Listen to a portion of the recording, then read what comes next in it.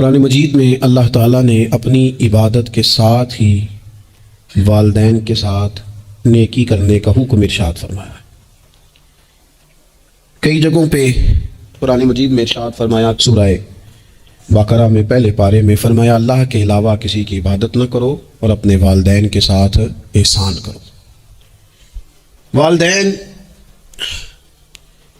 انسان کے لیے کتنا بڑا درجہ رکھتے ہیں، کیا ان کے ساتھ تعلق رکھنا، ان کی خدمت کرنا، ان کے ساتھ اچھے طریقے سے پیش آنا یہ ایک معاشرتی ضرورت ہے؟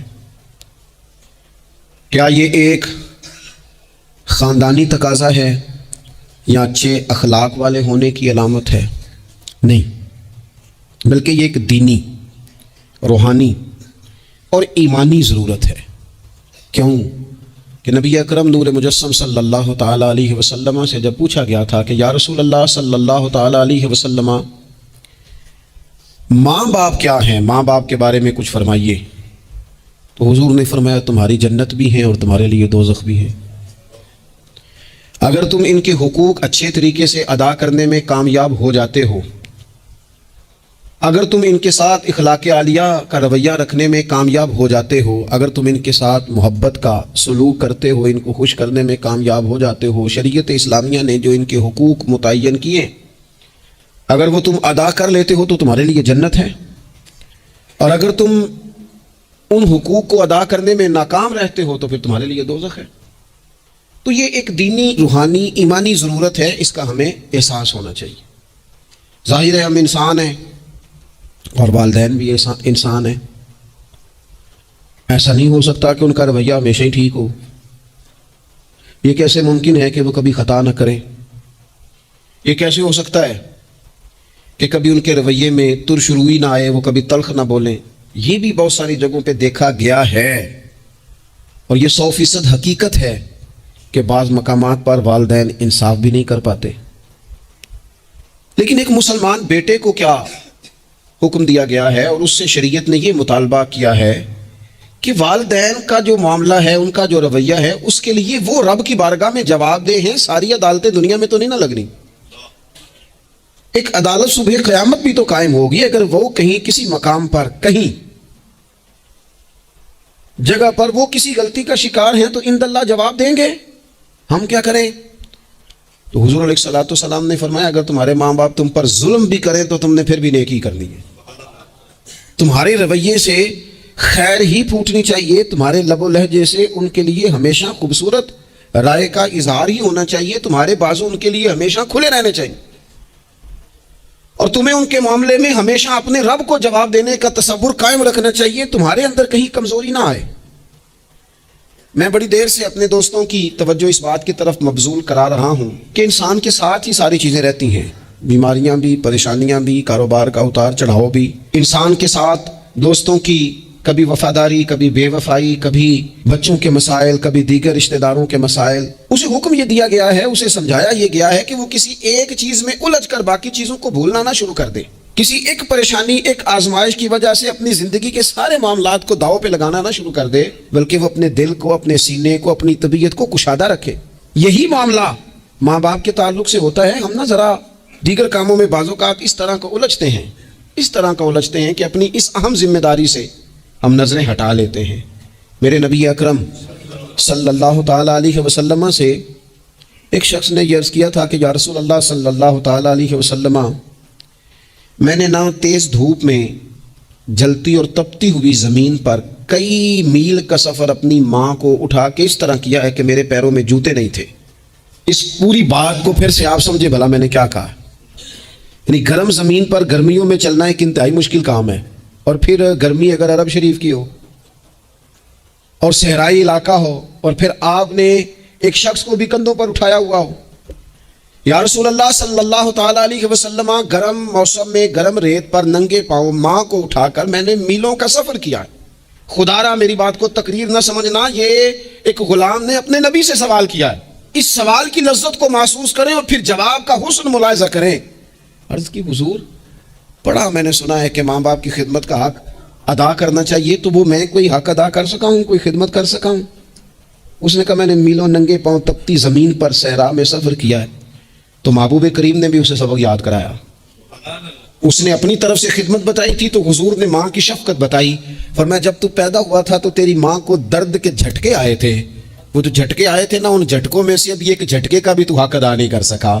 وہ جو درد کے جھٹکے تھے، وہ جو تکلیف تھی، کتنی مائیں دوران زچ کی دنیا سے چلی جاتی ہیں. وہ بیٹا پیدا کر گئی، خود رخصت ہو گئی، وہ جان پر کھیل گئی، لیکن ایک زندگی دنیا میں چھوڑ گئی. لیکن کیا کبھی ایسا ہوا ہے کہ کسی ماں نے کہیں کھڑے ہو کے کہا ہو کہ اوہو میں نے بڑا کام کیا ہے، میں نے بڑی خدمت کی ہے، میں نے یہ کیا ہے، میں نے یہ اعزاز دیا ہے. لیکن بچے تھوڑا سا کر کے نا، آپ نے ناراض نہیں ہونا، میں نے اپنے کانوں سے یہ باتیں سنی ہیں کہ جی الحمدللہ میں نے ابا جی کو حج کرایا ہے، شکر ہے اللہ کا جی ابا جی میرے پاس ہی تھے جی، باقی بھائیوں کے پاس نہیں تھے. تو ابا جی کس کے تھے؟ پڑوسی نے حج کرانا تھا، آپ کے پاس تھے نا، تو آپ کے والد ہی تھے نا. آپ نے یہ 20 مرتبہ بتایا ہے کہ والد کی میں خدمت کرتا ہوں، میرے پاس رہتا. یہ بھی بتاؤ کہ ابا نے مجھے حصہ کتنا دیا ہے. ساتھ یہ بھی بیان کرو کہ صرف ابا ہی میرے پاس نہیں رہتا، میں نے بھی ساری زندگی باپ کے پاس ہی گزاری ہے. اس نے بھی کبھی کہا تھا چاروں میرے پاس ہوتے ہیں، پانچوں میں نے رکھے ہوئے ہیں. کیا مذاق ہے، کتنی چھوٹی سوچ ہے. اپنے والدین کے ساتھ بڑا رویہ عمدہ کیا جائے، کبھی نہ الجھنا. خبردار، ایک مقام پر ماں باپ کی نافرمانی کی جا سکتی ہے. وہ کب؟ جب وہ آپ کو دین کے مخالف چلنے کا کہیں، جب رب رسول کی مخالفت کا معاذ اللہ کہیں. اور مسلمان والدین یہ کبھی کہہ سکتے نہیں. باقی ہر کام میں ان کی فرما برداری ہے، ان کی خدمت ہے، ہر جائز کام میں ان کی بات کو تسلیم کرنا ہے. بلکہ حضرت اسماء بنت ابی بکر صدیق، حضرت صدیق اکبر رضی اللہ تعالی عنہ کی صاحبزادی ہیں. انہوں نے ایک دفعہ نبی پاک علیہ السلام کی خدمت میں ایک سوال بھیجا تھا کہ یا رسول اللہ صلی اللہ تعالی علیہ وسلم، ماں مشرکہ ہے، اللہ رسول کو نہیں مانتی، معاذ اللہ، ماں مشرکہ ہے، تو حضور وہ مجھ سے ملنا چاہتی ہے، کیا میں اس سے حسن سلوک کر سکتی ہوں؟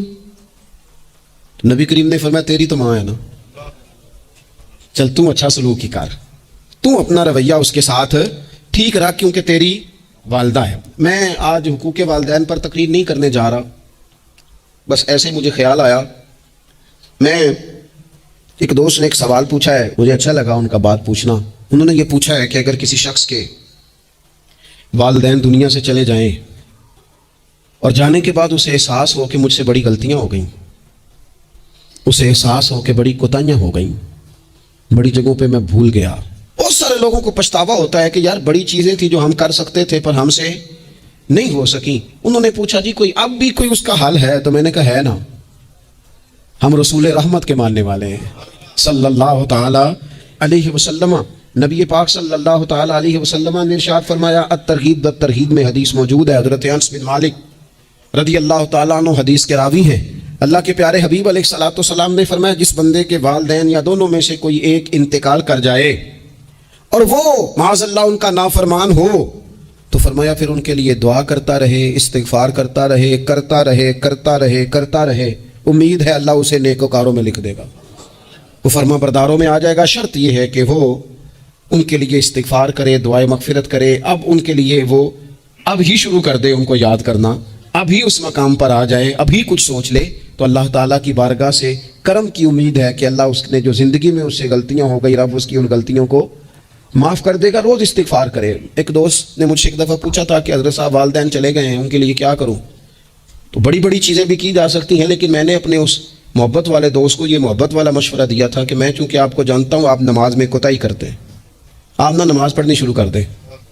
وہ کہنے لگے جی وہ تو میں پڑھوں گا، والدین کے لیے کیا کروں؟ میں نے کہا نماز پڑھیں، ہر نماز کی آخری رکعت میں کہو گے نا ربنا اغفر لی ولوالدی، کہو گے نا ہر نماز میں، تو کتنا بڑا اجر ملے گا آپ کے والدین کو. اور پھر وہ سارا اسلوب کہ پہلے آپ نے قیام کیا، پھر آپ نے رکوع کیا، پھر آپ نے سجدہ کیا، پھر آپ اتحیات میں بیٹھے، پہلے آپ نے اللہ کی بارگاہ کے اندر اس کی عبادت کرنے کا دھم بھرا، پھر اس کی وحدانیت کی شہادت دی، پھر اس کے محبوب پر درود پڑھا. اتنے سارے کام کر کے اب آپ نے آخر میں کہا ربنا اغفر لی ولوالدی، یا اللہ مجھے بخش دے اور میرے والدین کو بخش دے. تو بتائیے اللہ کتنا کرم فرمائے گا. تو اپنے والدین کے لیے ان کے جانے کے بعد بہت ساری چیزیں ہیں، کفن دفن کا بندوبست کیا جائے، جنازے کا اہتمام کیا جائے، لیکن کچھ چیزوں کو نبی پاک علیہ الصلوۃ والسلام نے ذرا توجہ سے ہمیں سمجھایا ہے اور ہماری بار بار توجہ دلائی ہے. ایک شخص نے عرض کیا تھا یا رسول اللہ صلی اللہ تعالیٰ علیہ وآلہ وسلم کہ میرے والدین دنیا سے چلے گئے ہیں تو کیا اب بھی میں ان کے ساتھ کوئی بھلائی کر سکتا ہوں؟ اچھا پہلے میں آپ سے ایک بات عرض کروں، ہمیں موقع ملتا ہے ختمات شریف پہ جانے کا، اصال ثواب کی مجالس میں حاضری کا، اور پھر اللہ تعالیٰ یہ بھی موقع دیتا ہے کہ بعض اوقات مسلمانوں کے لیے دعا کرتے ہیں اور ہمارے ذمے لگا دیا جاتا ہے کہ جناب اتنا اصال ثواب کرنے کے لیے اہتمام کیا گیا ہے تو یہ آپ کر دیں۔ تو ہم پتہ کیا کرتے ہیں، ہم کہتے ہیں کہ جناب جانے والے کا نام بتاؤ، نام بتاتے ہیں تو ہم فلاں بن فلاں کہہ کے جو نام بتایا جاتا ہے ان کے لیے دعا کر دیتے ہیں۔ لیکن جب والدین کے لیے دعا کرتے ہیں پھر نام تو نہیں نہ لیتے، پھر کیا کہتے ہیں یا اللہ میرے والد کو بخش دے، میری والدہ کی مغفرت۔ اس کا مطلب ہے وہ دنیا سے چلے گئے، آج بھی ماں باپ ہیں، وہ رخصت ہوئے، انہوں نے پردہ کیا، ان کی روح کا رشتہ ٹوٹا ہے پر تیرا رشتہ ان کے ساتھ آج بھی قائم ہے۔ تیرا تعلق ان سے ٹوٹ سکتا، وہ تیرا تعلق، میں نے ایک دفعہ پہلے بھی کہا تھا، میرا بیٹا شاید قد میں مجھ سے تھوڑا اونچا ہو گیا ہو اور اللہ تعالیٰ نے مجھے بڑے محبت والے سنگی دیے، میں نے اپنی حیثیت اہمیت سے بڑھ کر دنیا میں محبت پائی، لیکن میں نے اپنی زندگی میں سب سے زیادہ اپنے والد کی کمی محسوس کی، بڑی محسوس۔ ابھی بھی کبھی کبھی سوچتا ہوں کہ کچھ باتیں صرف ان سے ہو سکتی ہیں، کسی اور سے نہیں ہو سکتی۔ کبھی کبھی محسوس ہوتا ہے کہ ان کے دامن کے اندر ٹھنڈ کے موقع پر نگ ملتا تھا اور گرمی کے موقع پر ٹھنڈی ہوا آتی تھی۔ یہ خاص انہی لوگوں کا وتیرہ، یہ انہی کا خاصہ ہے۔ پتہ نہیں اللہ نے کس طرح ان لوگوں کو بنایا ہے اور کس طرح کا یہ رشتہ بنایا۔ تو نبی اکرم صلی اللہ تعالیٰ علیہ وسلم کی خدمت عالی مرتبت میں عرض کیا، صحابی نے، سنن ابو داؤد شریف میں حدیث ہے، عرض کی یا رسول اللہ صلی اللہ تعالیٰ علیہ وسلم میرے والدین چلے گئے تو کیا میں ان کے جانے کے بعد بھی ان کے لیے کچھ کر سکتا ہوں؟ تو نبی پاک نے 5 باتیں ارشاد فرمائیں۔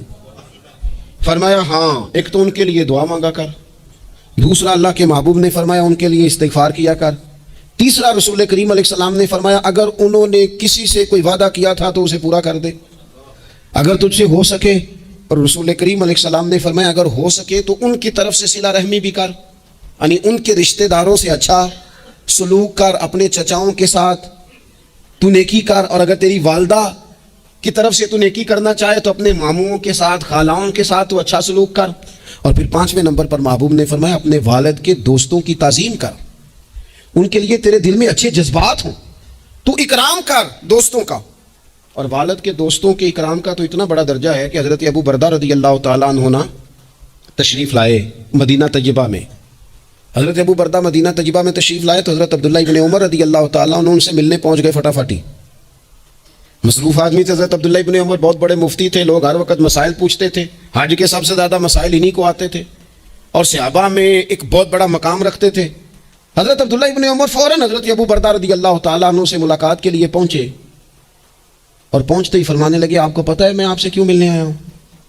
حضرت ابو بردہ کہنے لگے میں تو خود بڑا حیران ہوں کہ آپ ایک مصروف آدمی اور آپ ٹائم نکال کر کے میرے پاس تشریف لائے۔ فرمانے لگے اس لیے آیا ہوں کہ میرے والد آپ کے والد کے دوست تھے، حضرت فاروق اعظم کے دوست تھے آپ کے والد، اور یہ صحیح ابن حبان میں یہ لفظ موجود ہے۔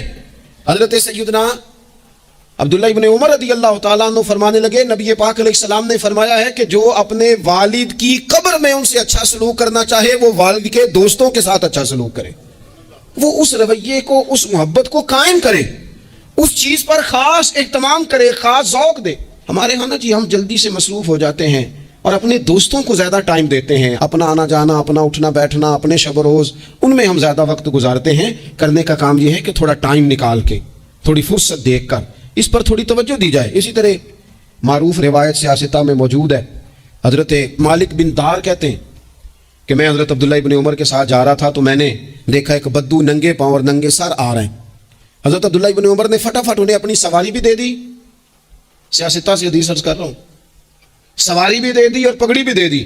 فرماتے میں نے عرض کی حضرت عبداللہ ابن عمر سے کہ حضور یہ بدو ہیں، یہ تو تھوڑے سے نذرانے پہ بھی خوش ہو جاتے، آپ کوئی عام معمولی سا تحفہ بھی دیتے تو راضی ہو جاتے، اور آپ نے پگڑی بھی دے دی اور گھوڑا بھی دے دیا۔ حضرت عبداللہ ابن عمر کہنے لگے یہ کوئی عام آدمی نہیں، یہ میرے والد کے دوست ہیں، اور والد کے دوستوں سے محبت کرنا یہ ہمیں رسول رحمت نے سکھایا ہے، کیونکہ اصلہ نال جے نیکی کریے تو نسلہ تاک نہیں بول دے، محبتوں کو قائم رکھنا، ان کو دوام دینا۔ ہمارا تو چچا کے ساتھ سلوک نہیں رہتا، توجہ نہیں رہتی۔ ہم نے اصال ثواب کا جو مفہوم بنا لیا ہے وہ بڑا گڑبڑ ہے۔ اگر تو کسی کے پاس بہت زیادہ پیسے ہوتے ہیں تو وہ اصال ثواب کی محفل ویسے ہی ایک سیاسی اجتماع بن جاتی ہے، اور جو عام لوگ ہیں ان کا زور کہیں نہیں چلتا تو چلو مسجد میں تو چلتا ہی ہے نا، وہ آ کے کہتے ہیں مولوی صاحب کو کہ بچے بھیج دیں اور پورا قرآن پاک پڑھانا ہے ہم نے. بھئی نبی پاک علیہ السلام نے تو فرمایا جتنی دیر دل جمے اتنی دیر پڑھو، آپ نے کیوں پابند کیا پورا پڑھنے کا؟ اور پھر اللہ تبارک و تعالیٰ اگر معاف فرمانے پہ آئے وہ تو پتر بسم اللہ بھی پڑھے تو اللہ باپ کو معاف فرما دیتا ہے. شرط یہ ہے کہ خلوص ہو، وہاں تو معیار دیکھا جاتا ہے، مقدار تھوڑی دیکھی جائے. تو ایصال ثواب تو یہ ہے کہ آپ ضرورت دیکھیں کس چیز کی ہے. ہمارے ہاں منوں کے حساب سے کھانے پک جاتے ہیں، بڑی بڑی لمبی دعوتیں ہوتی ہیں، بڑا کچھ ہوتا ہے، لیکن جو ضرورت ہوتی ہے ضرورت کو ہم نہیں دیکھتے. اگر آپ کوئی اور کام ضرورت کا کرا دے نا، کروڑوں روپیہ آپ نے لگا دیا ختمات پہ اور فلاں پہ، اور جس قبرستان میں آپ نے والد کو دفن کیا اس میں تو غریبوں کے لیے مزید جگہ ہی نہیں دفن کرنے کی، تو یہ اچھا ایصال ثواب نہیں تھا کہ قبرستان کی جگہ بڑھائی جاتی؟ یہ اچھا ایصال ثواب نہیں تھا کہ مسجد کا ماحول دیکھا جاتا، علاقے کے غرباء پر نظر کی جاتی، وہ لوگ جو بیچارے قرض کے نیچے آ کے پوری طرح دب گئے ہیں، نفسیاتی مریض ہو گئے، ان غریبوں کو دیکھا جاتا؟ یہ ایصال ثواب نہیں تھا؟ آپ دیکھیے حضرت سعد رضی اللہ تعالیٰ عنہ نے حضور کی بارگاہ میں عرض کی، یا رسول اللہ صلی اللہ تعالیٰ علیہ وآلہ وسلم، میری ماں ایک غلام آزاد کرنا چاہتی تھی، اگر میں ان کی طرف سے وہ غلام آزاد کر دوں، موطا امام مالک میں روایت موجود ہے، اب غلام آزاد جب آپ کر دیتے تھے نا، آج کل تو غلام بکتے نہیں، لیکن ایک قسم غلامی کی آج بھی ہے، بتا دوں آپ کو، وہ جو بندہ ایڈوانس نہیں لے لیتا بیچارہ 4 لاکھ روپیہ، پھر اس کو تنخواہ بھی پوری نہیں ملتی، پھر اس کی جان بھی نہیں چھوٹتی، وہ کہیں اور جا بھی نہیں سکتا. بھئی آپ ایڈوانس دیں گے کسی کو، اس کو خرید تو نہیں نہ لیں گے، اس کی مجبوری تو نہیں نہ خریدیں گے، اللہ کو ناراض تو نہیں نہ کر لیں گے. آپ ایڈوانس دیں لیکن پھر اسے تنخواہ بھی تو اتنی دیں جتنی معاشرے میں روٹین سے ہوتی ہے. یا رسول اللہ اگر میں غلام آزاد کر دوں اپنی ماں کی طرف سے، چل تو بھی کسی کو ایڈوانس معاف کر دے ماں باپ کی طرف سے، چل تو بھی کسی کو چھوڑ دے قرضہ ماں باپ کی طرف سے چھوڑ دے، کچھ نہیں ہوتا. رسول کریم علیہ السلام کی بارگاہ میں عرض کی حضرت سعد نے، یا رسول اللہ صلی اللہ تعالی علیہ وسلم، اگر میں اماں کی طرف سے غلام آزاد کروں تو ماں کو ثواب ملے گا؟ حضور نے فرمایا کرنا، ملے گا نا تیری ماں کو ثواب، کرنا تم یہ ایصال ثواب، یہ والا ایصال ثواب کرنا. حضرت سعد رضی اللہ تعالیٰ عنہ نے ایک مقام پر یہ بھی عرض کیا تھا، ابو داؤد شریف میں موجود ہے، کہ یا رسول اللہ صلی اللہ تعالیٰ علیہ وسلم، میری ماں کا انتقال ہو گیا، ان کی طرف سے کچھ کرنا چاہتا ہوں، کیا کروں؟ میں آپ سے عرض کرتا ہوں نا، تنقید کرنا تو آسان کام ہے، تو بنائے نا کسی مدرسے میں کمرہ جہاں طالب علم پڑھیں، والدین کی طرف سے بنائیں، جا کے دیکھو نا. یہ بات کرنا تو آسان ہے کہ ہسپتالوں میں ایک بیڈ پہ 4 لوگ پڑے ہیں، تو آپ اپنے والد صاحب کی طرف سے ہسپتال میں 2 کمرے بنوا دینا، آپ کو 20 بیڈ پہنچا دینا. آپ جا کے بات کریں کسی ٹرسٹ والے سے اور کسی سرکاری ہاسپٹل والے سے کہ لائنوں میں لگے ہوئے ہیں لوگ، ہارٹ کا پیشنٹ جو بیچارہ قریب ہو جاتا ہے موت کے اور اس کا ٹیسٹ ہی نہیں ہو پاتا، مشینیں نہیں چلتی، تو آ کے پڑھے نا. کیا یہ کام نہیں ہے؟ دور بیٹھ کر تنقید کر دینا اور تھوڑی دیر تبصروں کا مزہ لے کے چپ کر دینا، یہ تو کوئی بھی کر لے گا، لیکن عملی اقدام کس نے کرنا ہے؟ حضرت سعد نے عرض کی، حضور اماں چلی گئی ہے، ان کے لیے کیا کروں؟ تو شارحین حدیث کہتے ہیں شاید میٹھے پانی کے کنووں کی بعض جگہوں پہ کمی تھی، کریم نے فرمایا پانی کا ایصال ثواب کر. حضرت سعد نے اماں کی طرف سے پورا کنواں کھدوایا اور حضور نے نام رکھا، فرمایا یہ سعد کی ماں کے نام کا کنواں ہے، تو کر دیں اماں جی کے نام پر کوئی خیر کا کام. اگر اور کچھ نہ ہو سکے تو اگر گلی ہم نے تنگ کر دیا نا، تو ابا جی کی طرف سے وہ کشادہ کر دیں، اس کا بھی ثواب ہوگا انشاءاللہ. 4 فٹ جگہ چھوڑ دیں تاکہ لوگوں کو آنے جانے میں آسانی ہو. جہاں جہاں آپ لوگوں کے لیے خیر کریں گے اس پہ اللہ اجر عطا کرے. تو ایصال ثواب کی یہ والی صورتیں بھی اختیار کریں. پھر ٹائم نکال کر والدین کی قبر پر جائیں اور وہاں حاضری دیں. جو لوگ مزارات پر جانے کے شوقین ہیں وہ ضرور جائیں، میں بھی جاتا ہوں. اور میں آپ کو پہلے بھی کہہ چکا ہوں، میں داتا صاحب رحمۃ اللہ علیہ کبھی بھی اس طرح نہیں گیا کہ میں جلسے پہ گیا ہوں، محفل پہ گیا ہوں، کسی کام گیا ہوں تو حاضری دے لوں. میں سمجھتا ہوں یہ ٹھیک نہیں ہے. میں تو داتا صاحب اسپیشل جاتا ہوں، میں تو حضرت بابا صاحب بھی جب جاتا ہوں تو اسپیشل جاتا ہوں، اور میں جاتا بھی ہوں تو ان کی خدمات دینیہ کو، ان کی عظمتوں کو سلام کرنے جاتا ہوں. میں تو فیوزات روحانیہ کے لیے جاتا ہوں، ایز اے خاص جاتا ہوں، حاضری دیتا ہوں. یہ بڑا کمال بات ہے. لیکن آپ کو ایک بات عرض کروں، یہ اللہ والوں کے مزارات ہیں، ان پر ضرور جانا چاہیے. لیکن ایک بات یاد رکھنا، ہر بیٹے کے لیے اس کے باپ کی قبر مزار ہے، ہر بیٹے کے لیے اس کی ماں کی قبر مزار ہے. اس پر بھی حاضری دو. حاضری کا مزاج بناؤ. یہاں جا کر کے نا حاضری دے کے آؤ. میں قبرستان سے نکل رہا تھا تو ایک دوست نے مجھے کہا کہاں ہے؟ میں نے کہا میں اپنے والد صاحب کی قبر پہ حاضری دے کے آ رہا ہوں. کہنے لگے ان کا مزار کہاں ہے؟ میں نے کہا وہ آپ کے لیے تو کوئی روایتی مزار نہیں ہے، اور میرے لیے مزار ہے، کیونکہ میرے والد ہیں نا، وہ راضی ہوں گے تو رب راضی ہوگا. والدہ کے لیے نبی پاک نے فرمایا اس کے پیروں کے نیچے جنت ہے، تو جس کے پیروں کے نیچے تیری جنت ہے، بتاؤ اس کی قبر تیرے لیے مزار نہیں؟ اس کی قبر تیرے لیے باعث فیوز و برکات نہیں؟ تو نبی پاک صلی اللہ علیہ وسلم نے فرمایا ایک روایت میں، جو ہر جمعے والے دن اپنے والدین کی قبر پہ جائے گا، اللہ تبارک و تعالیٰ جانے والے کی بھی بخشی فرما دے گا۔